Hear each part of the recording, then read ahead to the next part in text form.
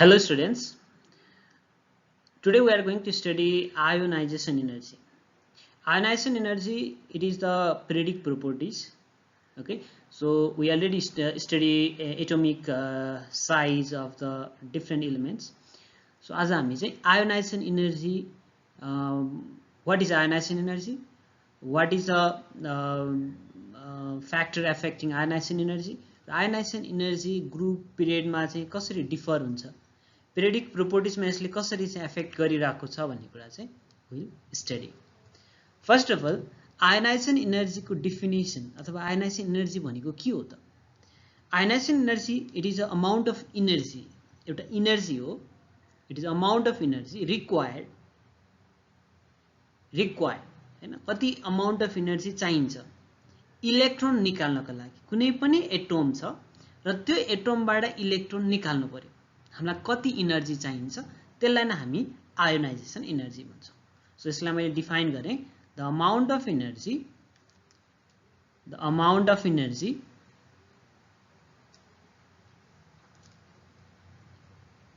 required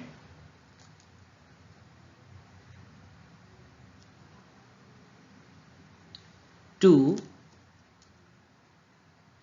lose an electron from isolated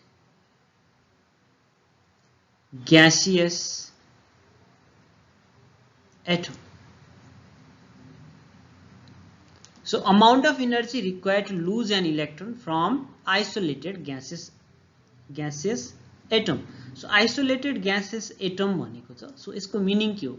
isolated भनेपछि हामीले यहाँनिर एउटा एटमलाई कन्सिडर गर्नु पर्यो. यदि त्यहाँनिर चाहिँ डिफरेन्ट अदर एटम्सहरू पनि छ भने हामीले एक्ज्याक्ट एनर्जी क्याल्कुलेट गर्न सक्दैनौँ.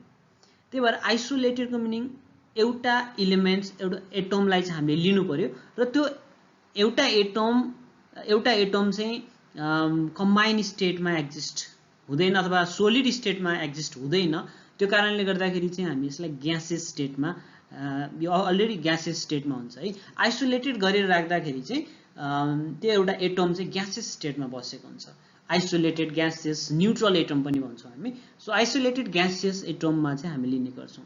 जस्तै फर एक्जाम्पल हामी एउटा क्लासमा पढिरहेका छौँ र त्यहाँनिर चाहिँ एकजना टिचरले 10 प्याकेट बिस्कुट चाहिँ त्यहाँनिर चाहिँ प्रोभाइड गरिदिनु भयो हैन, दिनुभयो भने अब त्यो बिस्कुट कसले कति खायो भन्ने कुरा चाहिँ डिटरमाइन अथवा पत्ता लगाउन गाह्रो हुन्छ. कसैले 2 प्याकेट खाइदेला, कसैले 1 पिस खाइदेला, अथवा कसैले चाहिँ बिस्कुटै खान नपाएको पनि हुन सक्छ. जसले गर्दाखेरि हामीले कसले कति खान सक्छ भन्ने कुरा चाहिँ थाहा पाउन सक्दैनौँ. जब हामी एकजना स्टुडेन्ट राख्छौँ र 10 प्याकेट बिस्कुट दिन्छौँ, उसले कतिसम्म खान सक्छ भन्ने कुरा चाहिँ त्यहाँ डिटरमाइन गर्न सक्छौँ. यसको मिनिङ आइसोलेटेड भनेको सिंगल, त्यसलाई चाहिँ सिंगली राख्यो भने चाहिँ त्यहाँबाट चाहिँ एक्ज्याक्ट जति आउँछ त्यो नै त्यसको लागि हुन्छ. सो आइसोलेटेड ग्यासेस एटम, कुनै एउटा एटमलाई चाहिँ आइसोलेटेड गरेर राख्यो भने त्यसमा कति अमाउन्ट अफ एनर्जी चाहिन्छ इलेक्ट्रोन निकाल्नको लागि भन्ने कुरा चाहिँ थाहा हुन्छ. त्यही भएर आइसोलेटेड फर्ममा नै एटमहरू चाहिँ ग्यासियस हुन्छ है. आइसोलेटेड गरेर राख्दाखेरि चाहिँ एटमहरू ग्यासियस फर्ममा मात्र हुन्छ, यो सोलिड स्टेटमा हुन सक्दैन. सो अब यहाँनिर हामी के बुझ्नु पर्यो भन्दाखेरि आयोनाइजेसन एनर्जी भनेको चाहिँ एनर्जी लिने, आयोनाइजेसन हैन, एनर्जी आयो भनेको छ. सो एनर्जी आउने बित्तिकै हामी इलेक्ट्रोन निकाल्ने हो. ओके, अब एटमहरूको चाहिँ डिफरेन्ट कन्फिगरेसन हुन्छ, त्यही अनुसार हामीले इलेक्ट्रोन निकाल्नु पर्यो. कसैलाई इलेक्ट्रोन निकाल्न एकदम सजिलो छ, कसैलाई इलेक्ट्रोन निकाल्न एकदम डिफिकल्ट छ. ओके, जस्तै भनौँ न हामी अल्काली मेटलतिर जाने हो भने इलेक्ट्रोन आउटर मोस्ट सेलमा एउटा छ, सजिलैसँग यो लुज हुन सक्छ थोरै अमाउन्ट अफ एनर्जीमा. र नोबल ग्यासतिर जाने हो भने त्यहाँनिर इलेक्ट्रोन चाहिँ अलरेडी अक्टेट डुप्लेट बनाएर बसिसकेको हुन्छ, त्यहाँबाट इलेक्ट्रोन निकाल्न हामीलाई एकदम डिफिकल्ट छ. सो त्यसकै बारेमा चाहिँ अब हामी हेर्दैछौँ. So isolated gases atom. So हामीले यहाँनिर मैले एउटा रियाक्सन लेखेँ. जस्तै फर एक्जाम्पल एउटा एटम छ मसँग, याम भन्ने एटम छ. यो याम भन्ने एटमले इलेक्ट्रोन निकाल्यो, यसलाई मैले एनर्जी सप्लाई गरिदिएँ, यसले चाहिँ इलेक्ट्रोन निकाल्यो र के बनाउँछ त, याम प्लस बनाउँछ. र यहाँनिर चाहिँ सर्टेन हिट चेन्ज हुन्छ. हामीले heat of reaction delta H chemical थर्मोडायनामिक्समा पढ्छौँ। डेल्टा एच चाहिँ जेनरली 2 टाइप्सको हुन्छ। एउटा चाहिँ इनर्जी लिएर हुने, अर्को चाहिँ इनर्जी रिलिज गरेर हुने हैन। डेल्टा एच भनेको एउटा एक्जोथर्मिक एउटा इन्डोथर्मिक। एक्जोथर्मिक भनेको चाहिँ डेल्टा एच नेगेटिभ भयो भने हैन इनर्जी रिलिज हुँदाखेरि, र डेल्टा एच पोजिटिभ भनेको चाहिँ इन्डोथर्मिक। सो यहाँनिर अमाउन्ट अफ इनर्जी के भइरहेछ, एब्जर्ब भइरहेछ, रिक्वायर्ड भइरहेछ, जसले गर्दाखेरि यहाँ डेल्टा एच को भ्यालु के हुन्छ, पोजिटिभ हुन्छ। सो हामी के भन्न सक्छौँ भन्दाखेरि आयोनाइजेसन इनर्जी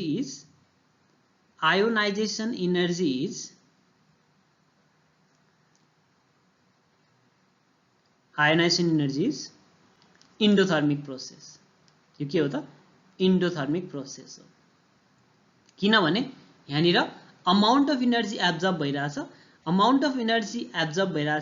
र डेल्टा एच को भ्यालु पोजिटिभ आएको छ।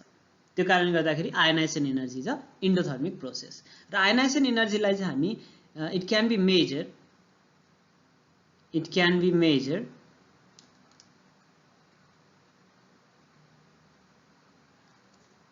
in electron volt per atom. यसलाई इलेक्ट्रोन भोल्ट पर एटममा हामी क्याल्कुलेट गर्छौं, और किलोजुल पर मोलमा पनि हामी क्याल्कुलेट गर्न सक्छौं है। जनरली हामी इलेक्ट्रोन भोल्ट पर एटम और किलोजुल पर मोलमा चाहिँ क्याल्कुलेट गर्छौं। सो आयोनाइजेसन इनर्जी मा चाहिँ जहिले पनि क्याटायन फर्मेसन हुन्छ है। आयोनाइजेसन इनर्जीमा इलेक्ट्रोन लस हुन्छ, त्यही भएर क्याटायन फर्मेसन हुन्छ। In ionization energy I dot E भनेको ionization energy, cation are form. Okay, so हामीले आयोनाइजेसन इनर्जीको डेफिनेसन हेर्यौं। आयोनाइजेसन इनर्जी हुँदाखेरि क्याटायन फर्मेसन हुन्छ भन्ने कुरा गर्यौं, र आयोनाइजेसन इनर्जीमा डेल्टा एच को भ्यालु पोजिटिभ हुन्छ। यसलाई इलेक्ट्रोन भोल्ट पर एटम र किलोजुल पर मोलमा चाहिँ मेजर गरिन्छ। अब हेरौं ionization energy increases. Ionization energy के हुन्छ, इन्क्रिजेस हुन्छ from left to right. Left to right भनेको एक्रॉस द पिरियड भयो हैन। लेफ्ट टु राइट भनेको चाहिँ पिरियडमा, एक्रॉस द पिरियडमा बढ्छ भने ग्रुपमा के हुन्छ त, and decreases top to bottom. Top to bottom भने के भयो त, ग्रुप भयो। ओके, अब किन left to right ionization energy धेरै चाहिन्छ, हामीलाई इनर्जी धेरै चाहिन्छ, र टप टु बटममा चाहिँ आयोनाइजेसन इनर्जी किन हुन्छ? सो त्यसको लागि हामी चाहिँ फ्याक्टर अब हेर्छौं, फ्याक्टर एफेक्टिङ आयोनाइजेसन इनर्जी है। Factor affecting ionization energy I dot E। Ionization इनर्जीलाई हामी आयोनाइजेसन पोटेन्शियल पनि भन्छ। So I am taking first factor that is atomic size. Atomic size हेरौं फर्स्टमा। एटोमिक साइजसँग आयोनाइजेसन इनर्जीको रिलेसन कस्तो छ? लेट अस कन्सिडर कुनै एउटा मैले इलिमेन्ट कन्सिडर गरे, सोडियम। सोडियमको कन्फिगरेसन 281 कन्फिगरेसन भयो। ओके, एक्रॉस द पिरियड जाने हो भने सोडियम पछि magnesium, aluminium, silicon, phosphorus, sulphur, okay, त्यसपछि क्लोरिन लेखेँ ल 287 कन्फिगरेसन। क्लोरिनको कन्फिगरेसन 287। अब साइज हेरौं पहिला। सोडियम र क्लोरिनमा कसको साइज ठुलो छ? सोडियम र क्लोरिनमा नम्बर अफ पिरियड के छ त, इक्वल छ। यहाँ पनि 3टा सेल छ, यहाँ पनि 3टा सेल छ। Equal number of shell means in the same period. 3वटा सेल छ, यसको मिनिङ थर्ड पिरियडमा भयो, सोडियम पनि क्लोरिन पनि। अब सोडियम र क्लोरिन नम्बर अफ सेल बराबर छ भने साइज बराबर हुन्छ? नम्बर अफ सेल बराबर हुँदैमा साइज बराबर हुँदैन, किनभने यहाँनिर न्यूक्लियर चार्ज डिफर हुन्छ। जस्तै सोडियममा न्यूक्लियसमा हामीले टोटल पोजिटिभ चार्ज हेर्ने भने +11 छ, +11 इन केस अफ क्लोरिन यहाँनिर +17 छ न्युक्लियर चार्ज +17 न्युक्लियर चार्जलाई चाहिँ अब हामी अहिले इफेक्टिभ न्युक्लियर चार्जको बारेमा हामीले अलि स्टडी गर्दैनौँ अहिले जेनरली हामी के बुझ्छौँ भन्दाखेरि न्युक्लियसमा कति पोजिटिभ चार्ज छ अब यहाँनिर 17 वटा प्रोटोन छ भने यो 17 वटा प्रोटोनले एउटा इलेक्ट्रोनलाई तान्छ क्लोरिनको एउटा इलेक्ट्रोनलाई तान्छ 7 वटा इलेक्ट्रोन छ आउटर मोस्ट सेलमा सो एउटा इलेक्ट्रोनलाई तान्छ 17 वटाले फेरि अर्कोलाई तान्छ यसरी नै 7 वटा इलेक्ट्रोनलाई तान्ने भयो त्यस्तै गरेर इन केस अफ सोडियम यहाँनिर 11 वटा प्रोटोन 11 वटा पोजिटिभ चार्ज छ न्युक्लियसमा सो 11 वटाले एउटालाई तान्ने भयो हैन यसरी तान्दाखेरि यहाँनिर न्युक्लियर चार्ज कम छ इन केस अफ सोडियममा न्युक्लियर चार्ज के छ त्यसमा कम छ र यसमा न्युक्लियर चार्ज के छ त धेरै छ भनेपछि नम्बर अफ सेल त इक्वल छ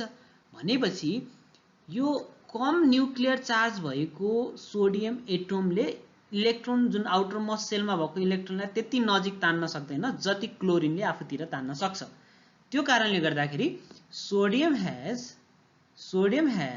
larger size then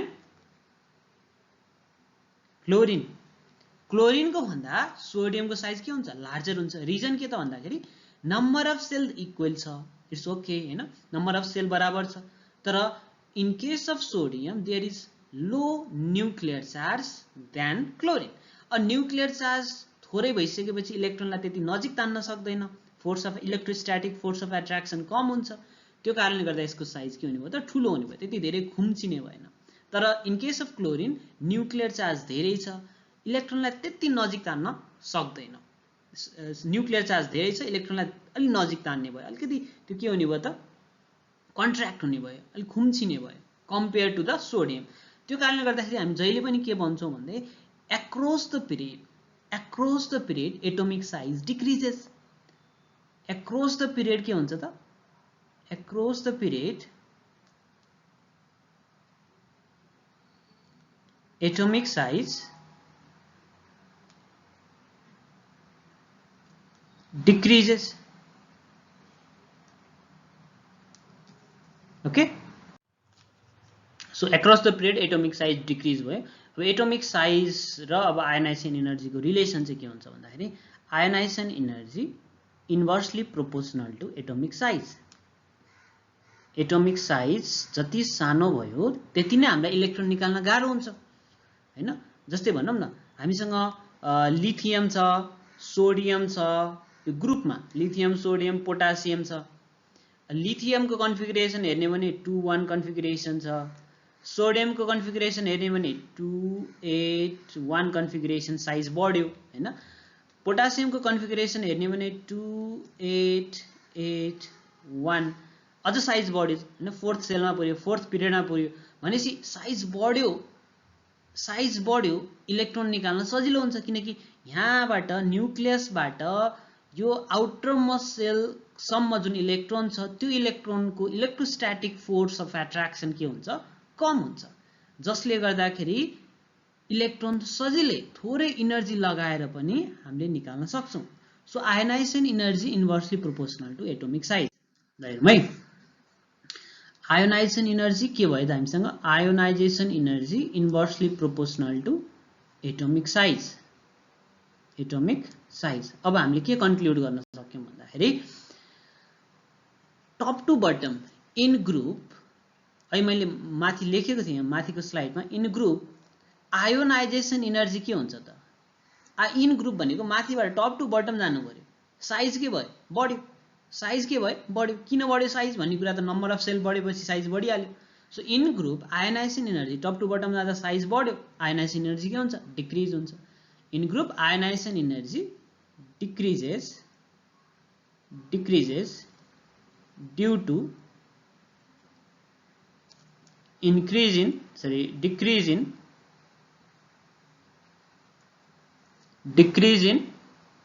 nuclear charge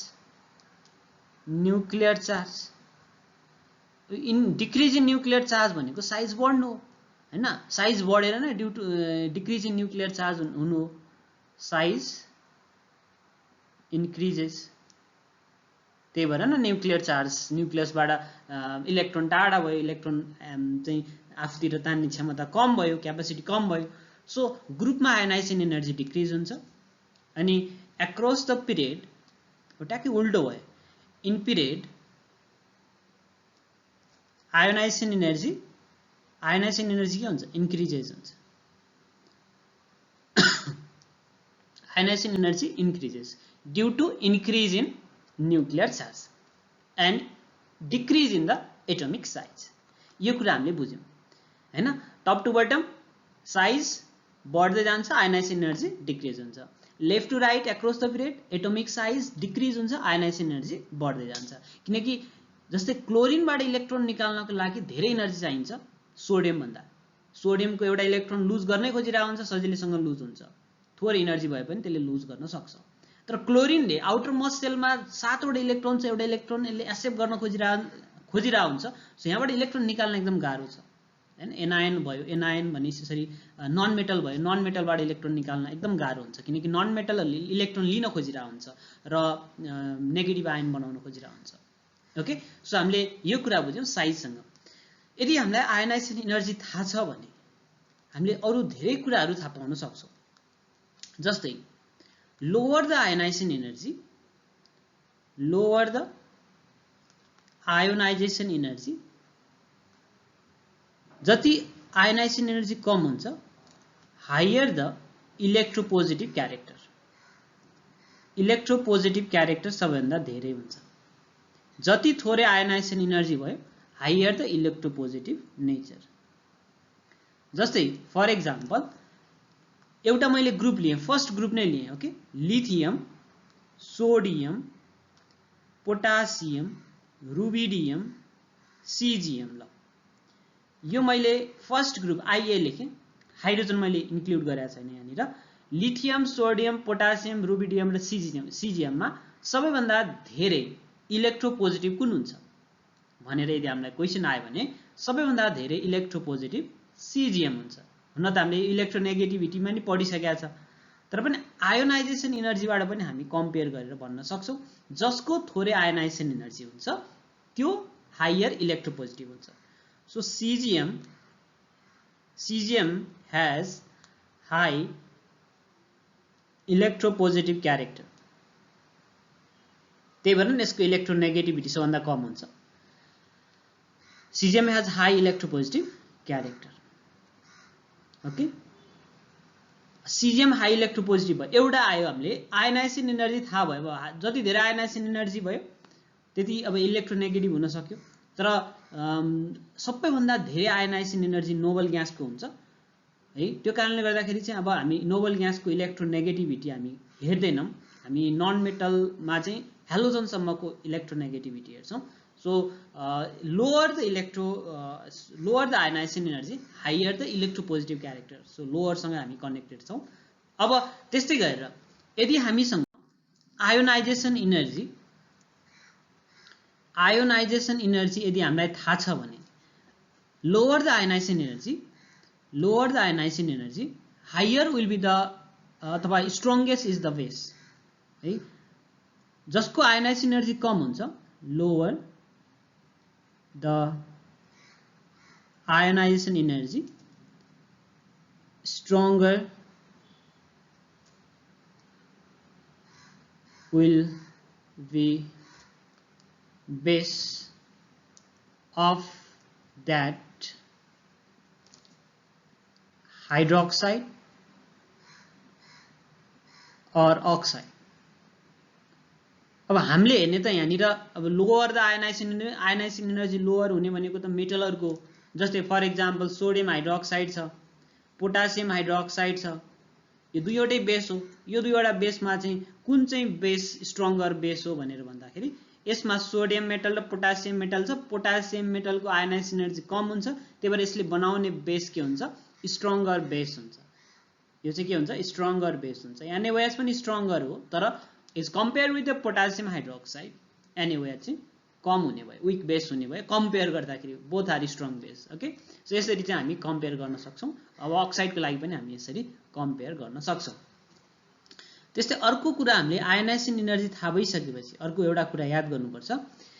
ionisation energy सबैभन्दा थोरै CGM को छ, सबैभन्दा थोरै आयोनाइजेसन एनर्जी CGM को छ र जसको आयोनाइजेसन एनर्जी थोरै हुन्छ त्यसलाई हामी रिड्युसिङ एजेन्ट पनि भन्छ।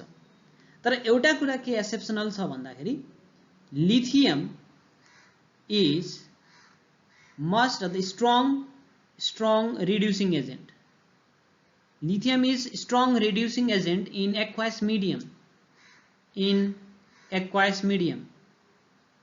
जब कि यसको आयोनाइजेसन एनर्जी कम छैन aqueous medium as compare with CGM सँग हेर्ने हो भने त यसको आयोनाइजेसन एनर्जी CGM को भन्दा बढी हुन्छ।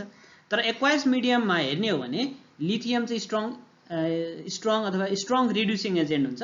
यो कसले एक्सप्लेन गरेको छ भन्दाखेरि यो इलेक्ट्रोड पोटेन्शियल, हामी जुन इलेक्ट्रोकेमिकल सिरिज पढ्छौं इलेक्ट्रोड पोटेन्शियल अनुसार इलेक्ट्रोड पोटेन्शियलमा चाहिँ रिडक्सन पोटेन्शियलको भ्यालु हेर्ने हो भने सबैभन्दा थोरै रिडक्सन पोटेन्शियल चाहिँ लिथियमको छ। जति थोरै रिडक्सन पोटेन्शियल भयो they act as a strongest reducing agent. Okay, so यो चाहिँ इलेक्ट्रोड पोटेन्शियलमा एक्सप्लेन गरेको छ।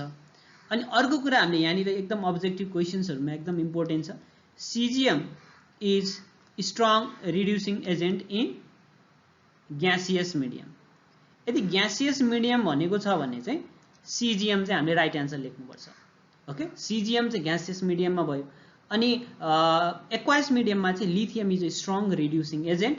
यो चाहिँ के को आधारमा भन्दाखेरि इलेक्ट्रोड पोटेन्शियलको आधारमा। इलेक्ट्रोड पोटेन्शियल क्याल्कुलेट गर्दाखेरि लिथियमको सबभन्दा थोरै रिडक्सन पोटेन्शियल आएको छ, सबभन्दा धेरै अक्सिडेसन पोटेन्शियल आएको छ पनि भन्न सक्छौं। ओके, अब हामीले कन्क्लुजन के भेटायौं भन्दाखेरि CGM चाहिँ सबभन्दा लो आयोनाइजेसन पोटेन्शियल छ, लो आयोनाइजेसन एनर्जी छ र यो हाई इलेक्ट्रोपोजिटिभ छ, हाई इलेक्ट्रोपोजिटिभ। CGM भन्दा तल फ्रान्सियम पनि छ हैन, तर फ्रान्सियम रेडियो एक्टिभ भएको कारणले गर्दाखेरि हामीले यसको केमिकल प्रोपर्टिजहरु स्टडी गर्दैनौं, हाई इलेक्ट्रोपोजिटिभ। सो फाइनली हामीले के हेर्यौं भन्दाखेरि आयोनाइजेसन एनर्जी जसमा चाहिँ एटोमिक साइजको रिलेसन इन्भर्सली प्रोपोर्सनल रहेछ र आयोनाइजेसन एनर्जी थाहा भयो भने हामीले base, strong base, weak base compare गर्न सक्छौं। त्यस्तै गरेर लिथियम एक्वायस मिडियममा स्ट्रङ्गेस्ट रिड्युसिङ एजेन्ट हुन्छ भने CGM ग्यासियस फेजमा चाहिँ स्ट्रङ रिड्युसिङ एजेन्ट हुन्छ। अब next factor which affect the ionisation energy, next फ्याक्टरमा चाहिँ हामी configuration, stable configuration, electronic configuration हेरौं। स्टेबल कन्फिगरेसन अफ प्रिन्सिपल अनुसार जुन SPDF सबसेलको आधारमा गर्छौं हामी, त्यो कन्फिगरेसनले पनि के गर्छ भन्दाखेरि आयोनाइजेसन एनर्जीलाई चाहिँ एफेक्ट गरिरहेको छ। स्टेबल कन्फिगरेसनमा अब हामीले चाहिँ जुन सबसेलहरु कम्प्लिटली फिल्ड छ, that is a full filled भन्छौं, जुन चाहिँ हाफ छ हैन, जति इलेक्ट्रोन हटाउनु पर्ने हो त्यसमा half electron, for example D मा 10 वटा इलेक्ट्रोनको क्यापेसिटी छ तर 5 वटा इलेक्ट्रोन मात्र छ भने त्यसलाई हामी हाफ फिल्ड भन्छौं। ओके, सो स्टेबल कन्फिगरेसनमा चाहिँ सबैभन्दा मोर स्टेबल कन्फिगरेसन P6 हो, किनभने P6 कन्फिगरेसन भनेको नोबल ग्यासको हुन्छ। सो हाम्रो पिरियोडिक टेबलमा P6 कन्फिगरेसन एक्सेप्ट कुन चाहिँ हेलियमको चाहिँ के हुन्छ 1s2 हुन्छ डुप्लेटको कारणले गर्दाखेरि। सो P6 कन्फिगरेसन सबैभन्दा मोर स्टेबल हुन्छ।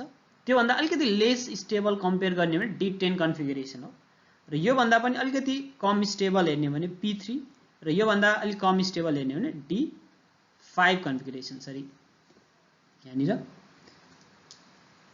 D5 and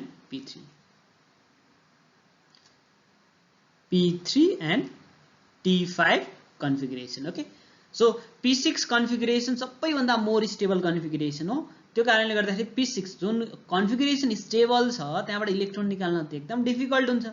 सो जहाँबाट इलेक्ट्रोन निकाल्न डिफिकल्ट छ त्यहाँबाट इलेक्ट्रोन निकाल्न डिफिकल्ट छ भने त्यसको लागि धेरै एनर्जी चाहियो।